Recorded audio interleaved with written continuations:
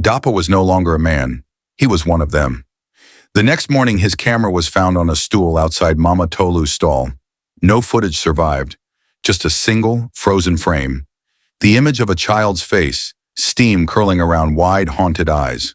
The market had grown uneasy, not with shouts or protests, but with silence. A silence that slithered through alleys and wrapped around conversations like a veil. Mothers began clutching their children tighter, never letting them stray. Pregnant women no longer lined up at Mama Tolu's stall. But the devoted ones? They still came. Faces drawn, movements slow, as though her food fed something deeper than their stomachs, something hollow inside them that never seemed satisfied. Then one night, a joke returned with fire in her eyes. She had gone to her grandmother, a woman whose knowledge reached beyond kitchens and into bloodlines. She came back with a revelation and a warning. "The bond can be broken," she told Chef Thunder, "but not without risk." The bond, a word that sounded almost harmless. But the truth? It was anything but. The children hadn't been taken for flavor. Their souls were offerings, each one deepening a spell older than anyone dared speak of. And those who consumed Mama Tolu's food became hers. Their joys, their wins, their health. It wasn't free. It was borrowed, leased from grief. "She isn't feeding them," a joke whispered. "She's harvesting them." The only way to break the enchantment was through mirroring, serving one of Mama Tolu's marked with a meal steeped in ancestral truth. A meal that didn't comfort, but awakened, that didn't soothe, but remembered. And it had to be prepared with fire made by one she had wronged. A joke was that fire. "I lost a brother when I was 4, she said. "He was healthy. He cried. He laughed. Then he was gone. Just like that. They said he stopped breathing. But she was the midwife." So they built the fire in the center of the market where all could see. The night was thick with smoke and memory. A joke stirred the pot with her grandmother's spoon, singing low prayers to awaken the old gods. Okra, bitter leaf, egusi, each ingredient a story, each spice a reckoning. They called Mojisola, one of Mama Tolu's most loyal patrons, a woman whose life had turned golden ever since she first tasted that jollof rice. Lottery wins, court victories, promotions. She didn't hesitate to eat. She cleaned the plate with reverence. Then she screamed. Her body convulsed. Her eyes turned white. And then her mouth opened. But it was not her voice that came out. 12 voices spoke through her. Children's voices. One crying, another humming a lullaby, another whispering for help.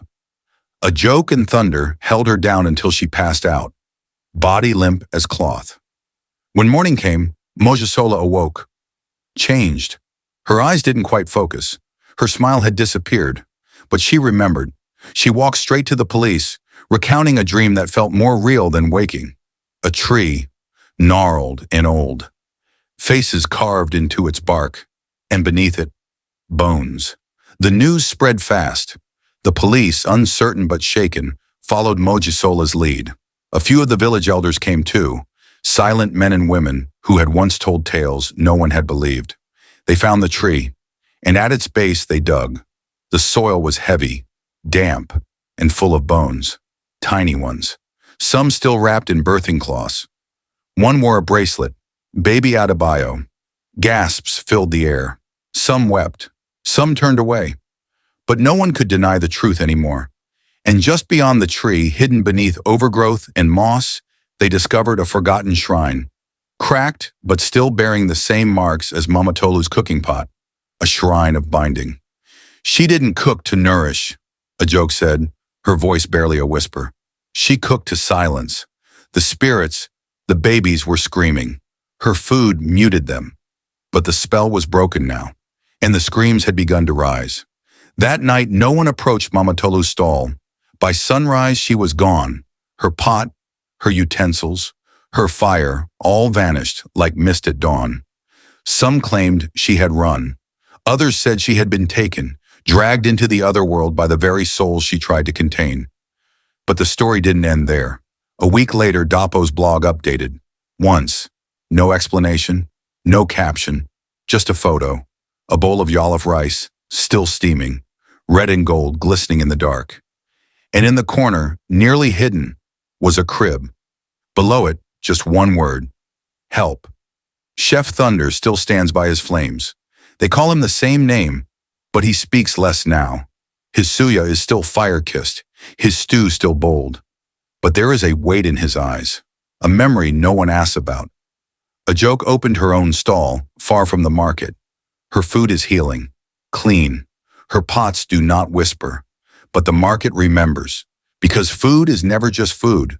Some meals feed the belly, some feed the soul, and some are meant to keep the dead from waking. If you enjoyed this story, don't forget to subscribe, leave a comment, and turn on the notification bell to stay updated.